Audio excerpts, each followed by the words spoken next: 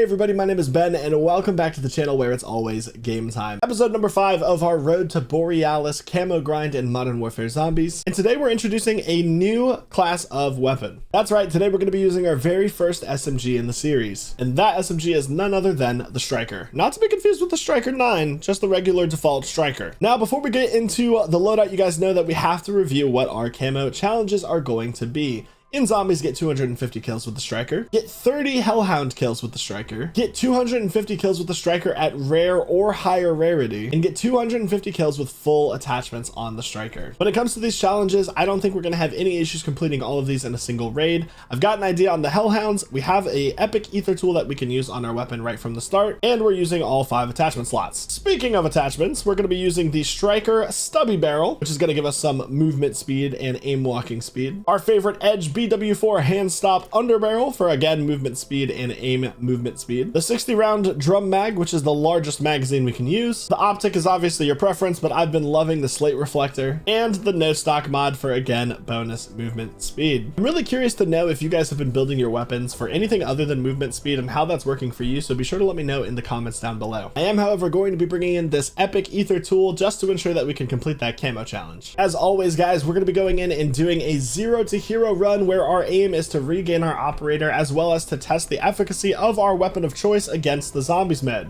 So if you guys have missed our previous 4 episodes, go back and watch them so that you can see what weapons are working the best for us. Now let's get into it. At the time of recording this video, it is actually Thanksgiving here in the US, so happy Thanksgiving to all those who are celebrating. And I have not played a video game in at least 24 hours, so I'm a little nervous I'm gonna be rusty. Let's go ahead and knock out some of these tier 1 contracts and start getting a feel for this weapon. Ooh, a gas mask right away. Nice. I mean, honestly guys, one of the best part about the zombies mode is that if you're in the tier 1 zone, pretty much any weapon you use is going to be viable. Oh, and classic Ben, forgot to use my epic ether tool.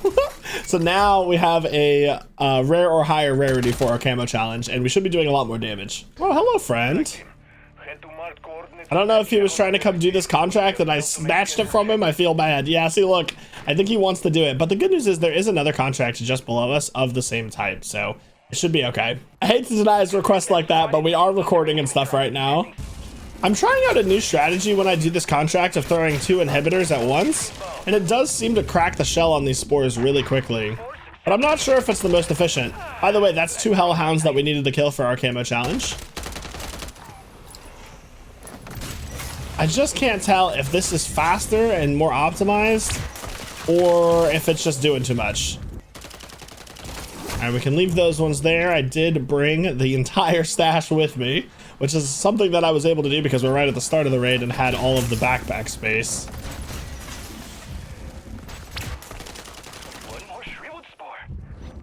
All right, last but not least, get over here. This was actually where my very first raid of Modern Warfare Zombies took place, and I died right next to this big building here. When I had originally started playing Modern Warfare Zombies, the mercenaries were what was killing me whenever I did die in my raids. Wow, there we go. 2 self-revives right off the rip. And you know, we did get a rare ether tool, so I didn't necessarily need to bring the purple one in with us, but that's okay. All right, why don't we go ahead into a raid weapon stash contract. Now, this should be a good way to spawn in a lot of hellhounds. Ooh, ether orb. Okay, I actually need to destroy ether orbs for a calling card, so I'm gonna take a quick detour. There we go. And yet again, another rare ether tool. But with that, we are going to get enough essence to pack a punch when we complete this contract. So, funny story and a question here as we continue with this raid. Do you guys care at all about collecting the calling cards in Zombies? Me personally, I love having exclusive rewards tied to the game modes that I love, and think that it's a neat addition to the game overall. But man, there is a calling card that was the bane of my existence on stream the other day, where you had to get 25 critical kills in a row without missing. It took us 2 full raids, almost 2 hours, and over 900 zombie kills just for me to do it successfully. It was a nightmare.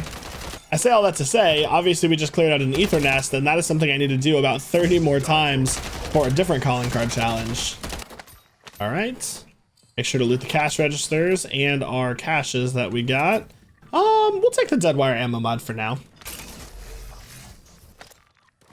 We'll stow the symbol monkey. Those always come in handy. Ooh, okay. So chunks of flesh. Here we go. It's another thing for a calling card, I actually have to sell 50 chunks of flesh at the buy stations. Sorry if it feels like these episodes are all over the place. There's just a lot of different challenges running through my mind at all times when we're doing these runs. It'd be nice to be able to track those things in game. They have a tracker in the menus for the calling card challenges that you have set up, but it doesn't really do anything for you. Get this safe cracked real quick. Woo! Some of these zombies are fast, let me tell you. The only dangerous part about the dead wire ammo mod is that those zombies freezing in doorways like that have gotten me killed a time or two. Not being able to move around a zombie that's in your way is a death sentence. There we go, there's a hellhound. I tell you what, if you want a lot of hellhound kills, we need to go do an escort contract next. 69% contract status. And viewers at home, it is just that easy. Another contract completed. Let's see what kind of rewards we're gonna get. Ooh, death perception, first perk of the run. Ouchies! And you guys know I love a good melee weapon in zombies. Sweet. Ironically enough, we actually just got this camo challenge completed in episode 3 for the gutter knife. All right, is there a pack-a-punch close by? It does not seem so. So we're just gonna go ahead and send it. We do have an escort contract right next to us, which is perfect. These contracts can be really difficult, especially when you're first starting out in a raid, but I think we'll be okay. Let's get this thing moving. Here we go. There we go. We've got some hellhounds spawning in already. They're gonna be everywhere. I hope that you guys find these episodes and it is a good blend of entertainment and education, because I have learned so much about the new zombies mode in our several hours. And look at that! We got the first camo challenge completed. 250 zombie kills already is actually kind of insane. All right, here they come.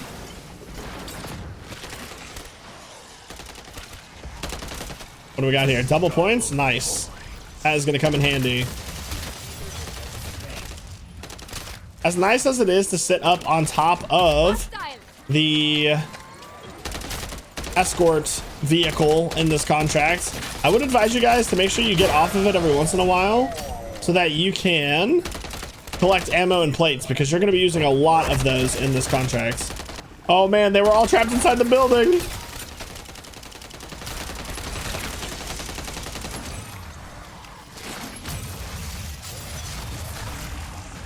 Woo! All right, insta kill. There we go. And I asked this question on stream the other day, and I'm curious to know what your guys' answers would be too on the YouTube side of things. If you had to be in a zombie apocalypse, what type of zombies from pop culture are you choosing? Are we talking I Am Legend, 28 Days Later, The Walking Dead? Let me know in the comments down below. All right, we got another mangler right here. They are not too bad to deal with here in the tier 1 zone. 250 kills with full attachments. No way. You know, that actually makes sense. I don't know why that surprised me. But we've got 2 of our camo challenges done already. And 250 kills with the rarity. No way. This is awesome. Oh my gosh, that's 3 challenges down. We're only 15 minutes into this raid. I'm gonna go ahead and use one of our Casimir devices. This is also a great way to spawn chunks of meat. Make sure I'm killing these hellhounds. All right, contract complete. Let's go ahead and nuke these remaining zombies. I'm gonna equip my Casimir device, drop my rare ether tool, and look for some chunks of flesh here on the ground. Look at this. Look at all the meat you can get using the Casimir devices. It's absolutely crazy.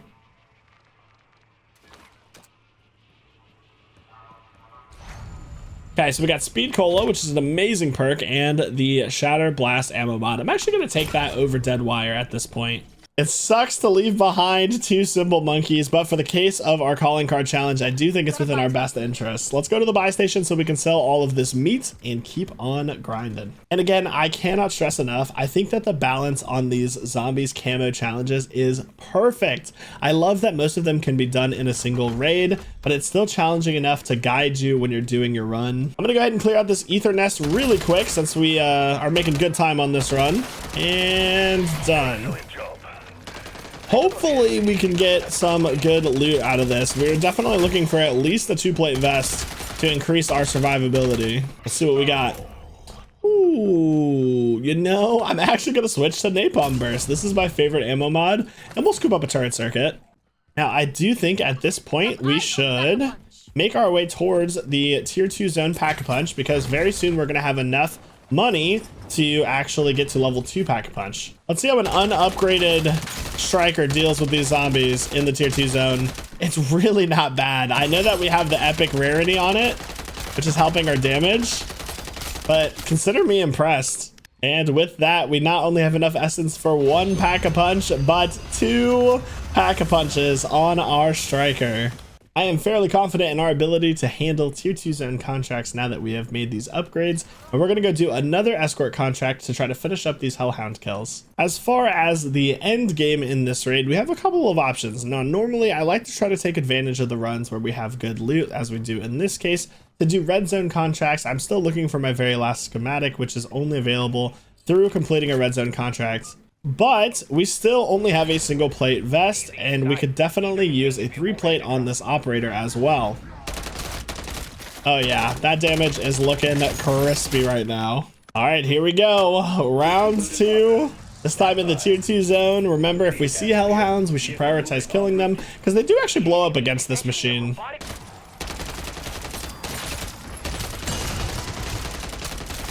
Did pretty quick work with that disciple as well. And here they all come. Oh, we got a mangler.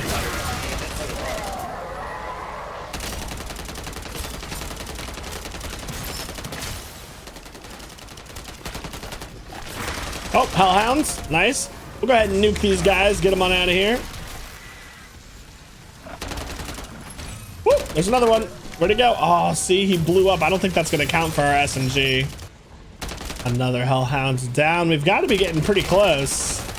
I feel as if we've taken down at least 20 on this raid so far. Here we go. There's another one. There's another one. Uh-oh. Let's go ahead and use our ether shroud just to make sure that we can stay alive here. And having that single plate vest makes things all the more difficult when inside of the more difficult zones. There we go. Nuke to help us get back in control here. Oh look, we got a friend flying in the distance. This game is so cinematic.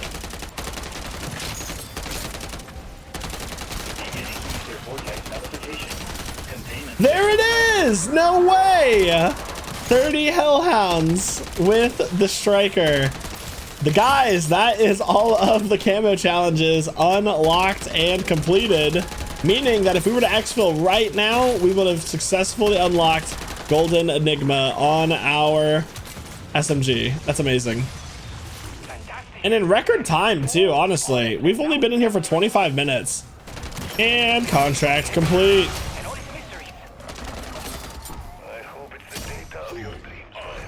No way! Yo! That's awesome!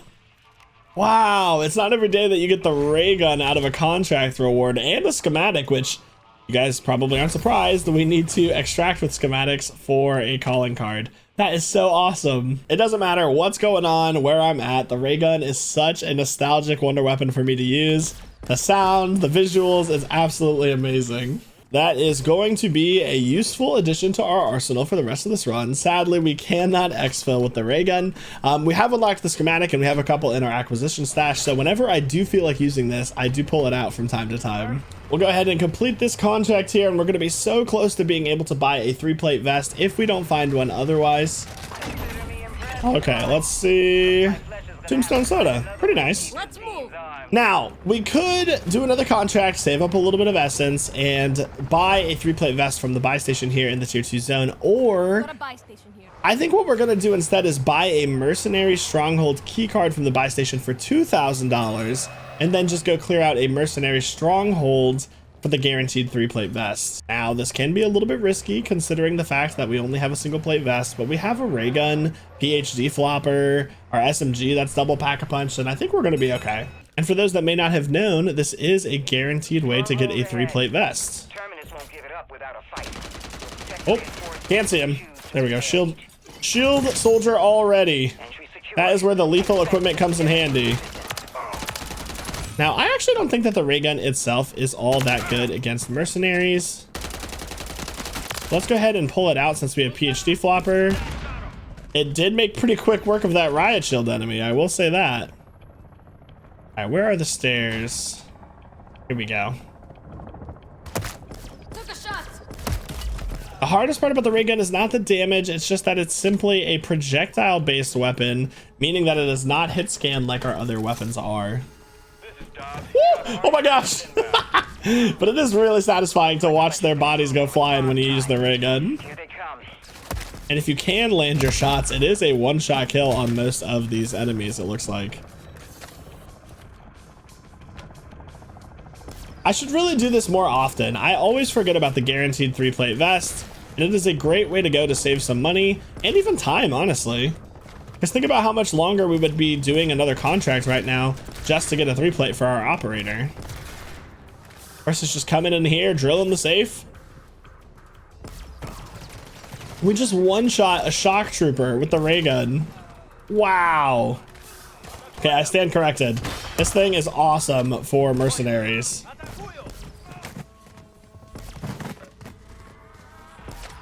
And zombies alike. This is obviously how you would get the legacy fortress key as well by completing these strongholds. We're going to leave that behind for this episode. And we got a large backpack. I don't actually know if the large backpack's a guaranteed drop or not, but either way, that was awesome use of our time and our energy.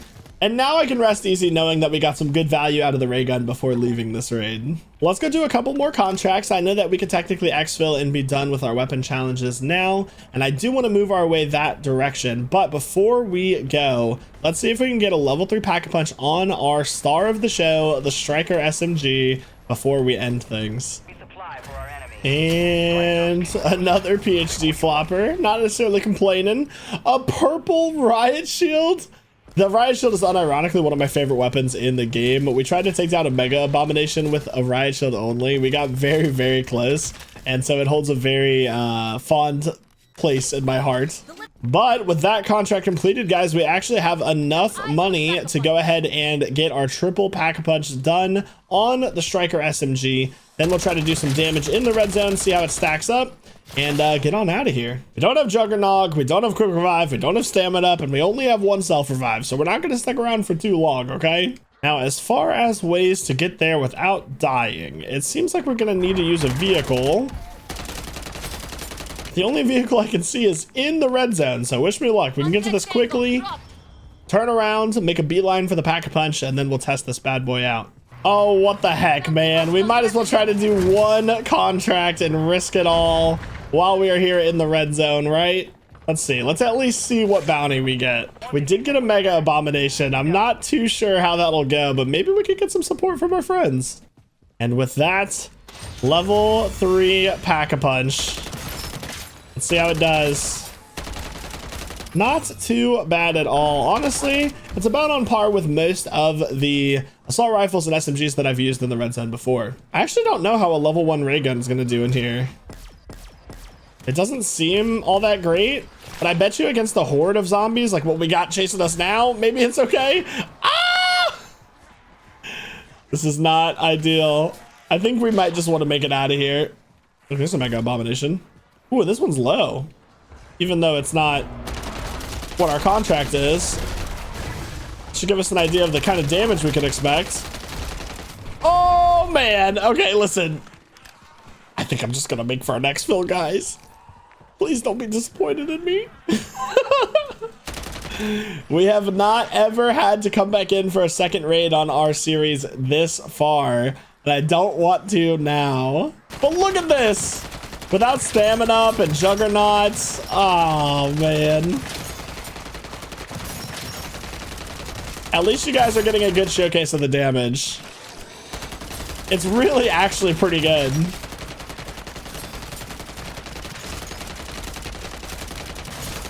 And look, the cavalry has arrived. Okay, maybe we'll just go try to do a little bit of damage to it. We should see the beast any second now. I hear him stomping around. There he is! Let him have it! Oh, man!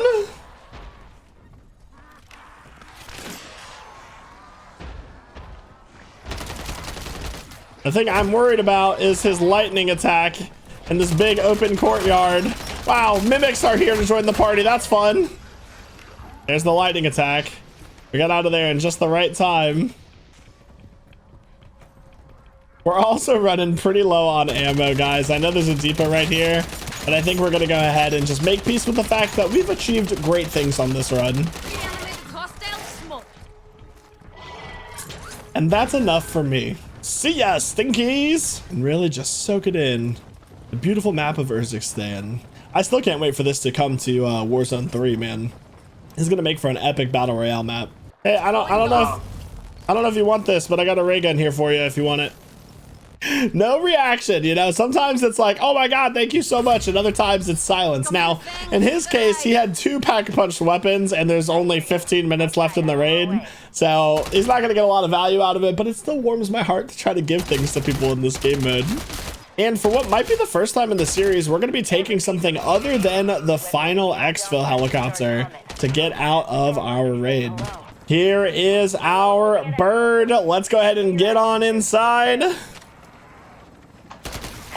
and gentlemen, we are going home. Another successful exfil in Modern Warfare Zombies. And we put our striker to good use as well. Let's go! As always, let's go ahead and review the stats. Keep in mind, we've regained our operator with a large backpack, self-revive, gas mask, and 3-plate vest. We also made progress towards our calling cards, clearing out several ether nests, strongholds, and we ended up getting 684 zombie kills, which is about on par for the rest of the series. All right, let me see it. Golden Enigma unlocked. Come on. Oh, I left the match prematurely so it doesn't show me. Oh no. Please tell me it counted. Yes, we did it. Oh man. It looks so good. Again, I know it's the same camo, but it really just looks so different on each weapon that we use. Oh, I love it. And that's going to be our 6th weapon completed in our Mastery Camo grinds. That is awesome. I have had a few people ask me now, Ben, what about Zircon Scale and Serpentinite when we get to the other camos in the Mastery grind and have to repeat on our weapons? Because these challenges are consistent across the weapon classes, we're just going to do multiple weapons within one episode when we get to Zircon Scale and try to complete weapon classes in an efficient manner. But with that, we are done for today. Thank you guys so much. I hope that you enjoyed this video. If you did, be sure to leave it a like, subscribe to the channel for more content, and let me know down in the comments below what weapon you want to see next in the series. Until next time, my friends, have a great rest of your day and goodbye.